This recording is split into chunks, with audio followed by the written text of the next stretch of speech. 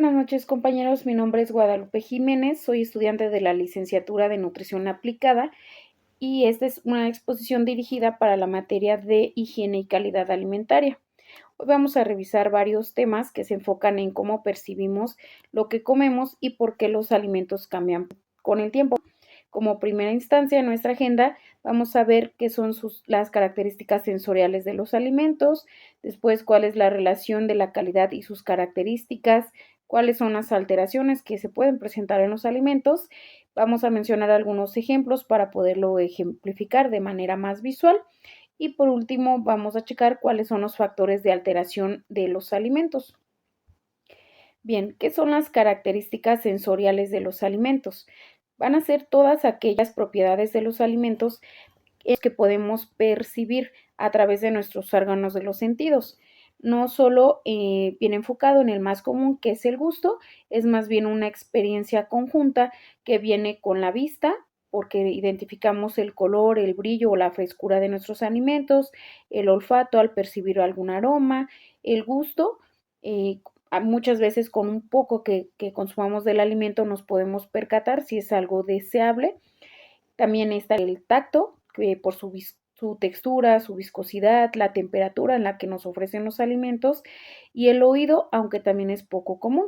Chequemos cuál es la relación de la calidad y las características sensoriales de los alimentos. Aquí, pues, como bien la misma pregunta lo está diciendo, lo sensorial es el primer filtro que nosotros tenemos para percibir la calidad del producto, como lo mencionaba anteriormente.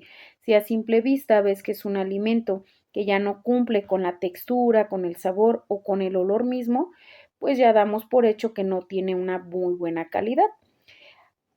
Podemos decirlo de forma más general, que se entiende por el grado en el que un alimento cumple con tus expectativas. Este vínculo viene directo con todos nuestros sentidos, como lo decíamos anteriormente. Si vemos que un alimento no cumple o no te satisface, pues ya puedes decir que es de baja calidad o hasta cierto punto va a ser peligroso o nocivo para la salud y por ende va a tener un rechazo ante el consumidor. ¿Cuáles son las alteraciones que pueden presentar los alimentos? Aquí este es un punto importante. ¿Qué sucede cuando un alimento se echa a perder? A esto le vamos a llamar una alteración. En sí es cualquier cambio físico, químico o biológico que modifica las características originales de nuestro alimento. Esto no lo va a hacer apto para nuestro consumo, mucho menos deseado. Un alimento alterado no siempre tiene que ser tóxico. Vemos el ejemplo de una tortilla dura, tal cual, cuando se enfría, la puedes comer aunque no es apetecible, pero no precisamente es que ya esté echada a perder o no tengas la calidad ideal. Sin embargo, hay alteraciones que sí nos van a dar señales de que ya no es un alimento comestible. En el caso que hablamos de la tortilla, pues muchas veces presenta ya manchas, moho o tiene un olor como agrio. Entonces ya desde ahí podemos determinar que un alimento no está cumpliendo con la calidad necesaria. Vamos a checar algunos ejemplos para verlo de forma más visual. En el caso de un plátano cortado, este tiende a tener un color café cuando entra en contacto con el aire. Es más rápido, por ejemplo, si tú abres un plátano y lo dejas a la intemperie que si lo prevaleces en la cáscara. Aún así, va a tener este proceso de un tono café a negro. Esta clasificación es química enzimática. En el caso de las tortillas, viene una aparición de moho, que son hongos en la superficie, normalmente empiezan con un tono rosado. Esa es una clasificación biológico-microbiana. En el caso de aceite de cocina, normalmente cuando ya está muy refrito, viene un encarecimiento del olor y sabor, lo que le llamamos a rancio. Esta es una clasificación química. En el caso de las espinacas, o puede ser también lechuga o acelgas, viene un manchamiento o pérdida de la hoja como tal. La notamos como triste, como si se marchitara. Este es un deterioro, una clasificación más bien física y se debe a lo deshidratado. Por último, el caso más común viene en el pollo fresco o cualquier tipo de carne, porque la putrefacción es como muy notoria. El olor es el que primero nos dice que ya no es un alimento que cumpla con la calidad. Este término es biológico y bacteriano. Después, compañeros, vamos a revisar cuáles son los factores que precisamente alterarían los alimentos que hace un momento comentamos.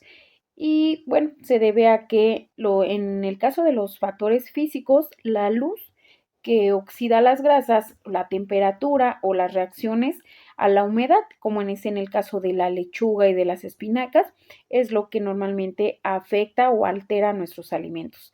En el caso de los factores químicos, el contacto con el oxígeno del aire o reacciones internas entre los componentes del alimento, mayormente cuando los combinamos. En los factores biológicos, mayormente se dan las enzimas, que son sustancias naturales propias del alimento que aceleran su maduración y su descomposición. También tenemos microorganismos, como lo veíamos en el caso del pollo fresco. Ahí ya por ende son bacterias o levaduras que se alimentan del mismo producto. En el caso de las carnes tienden a ser lo que le llamamos en casa gusanitos, que son ya propios que la misma carne genera. Y por último, plagas, que son insectos o roedores que dañan la integridad del alimento. En forma de resumen, les puedo compartir que nuestros sentidos son la herramienta principal, va a ser la base para evaluar cualquier tipo de producto conforme a su calidad, producto referente a los alimentos, y entender por qué y cómo se alteran los alimentos, pues nos va a permitir conservarlos de mejor forma y de esta forma garantizar la forma en la que nosotros nos nutrimos, comemos, desde que sea en casa o en algún lugar público, pues nuestros sentidos nos van a ayudar a detectar qué tan bueno es el alimento que vamos a consumir. Por mi parte sería todo, les agradezco la atención.